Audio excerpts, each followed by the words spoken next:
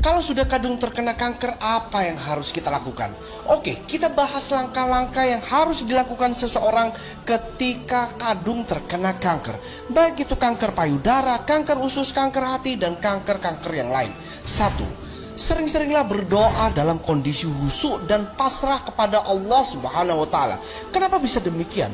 Perlu Anda ketahui, ketika seseorang berada dalam kondisi khusyuk, maka dalam dunia psikologi, orang tersebut akan masuk ke dalam kondisi trans atau gelombang theta, di mana ketika seseorang sering masuk ke dalam kondisi trans dengan perasaan yang khusyuk, tenang, pasrah, maka otak akan mengeluarkan hormon serotonin dan hormon endorfin yang sangat melimpah, di mana kedua hormon ini akan sangat membantu dalam proses perbaikan sel-sel tubuh yang terkena kanker. Demikian pula sebaliknya, ketika seseorang terkena kanker dan sering merasa cemas, takut, khawatir, stres, maka otak akan merespon dengan mengeluarkan hormon stres yang bernama hormon kortisol. Hormon kortisol ini adalah jenis hormon yang jika diproduksi berlebihan akan bisa memperparah kondisi kanker seseorang. Yang kedua itu adalah wajib berpuasa. Penderita kanker wajib untuk berpuasa, baik itu puasa sunnah, puasa wajib maupun puasa intermittent fasting. Kenapa perlu puasa? Tujuannya adalah untuk mengurangi pasokan makanan yang bisa menambah jumlah racun yang masuk ke dalam tubuh. Karena semakin banyak makanan yang masuk, maka semakin besar kemungkinan racun juga akan masuk. Selain itu, dengan berpuasa maka akan meningkatkan produksi indukan hormon yang disebut dengan HGH atau Human Growth Hormone hingga lebih dari 500 kali lipat. Sekedar informasi, fungsi HGH ini salah satunya untuk meningkatkan imunitas tubuh seseorang. Keuntungan lain ketika orang berpuasa, maka akan terjadi yang namanya proses autofagi, di mana autofagi merupakan cara tubuh untuk membersihkan dari sel-sel yang sudah tua, sel-sel yang rusak, sehingga dapat membentuk sel-sel baru yang lebih sehat dan lebih kuat. Dengan kata lain, proses regenerasi sel akan berjalan lancar. Yang ketiga itu adalah ganti air putih Anda dengan air alkali.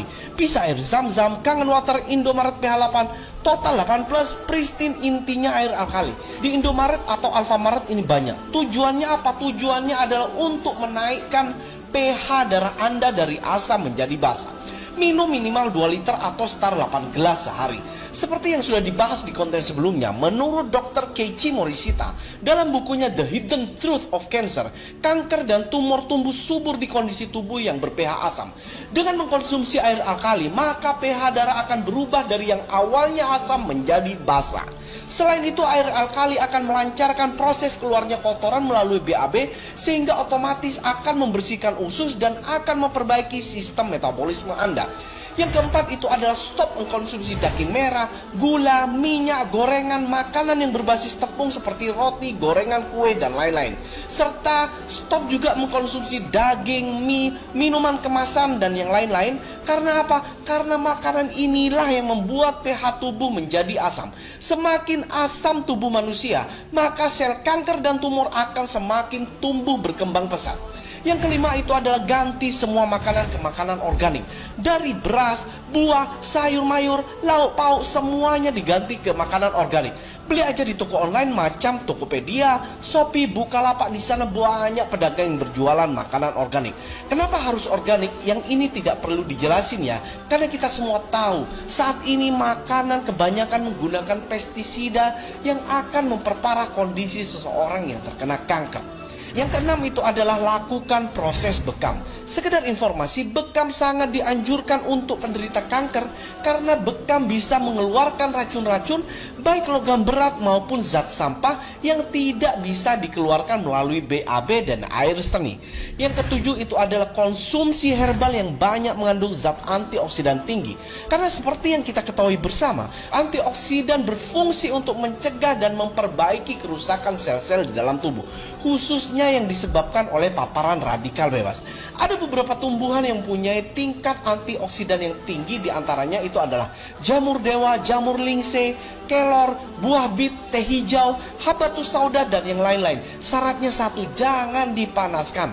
Oh ya, Ini adalah video kanker series ya. Jadi tonton juga video sebelumnya tentang kanker ya.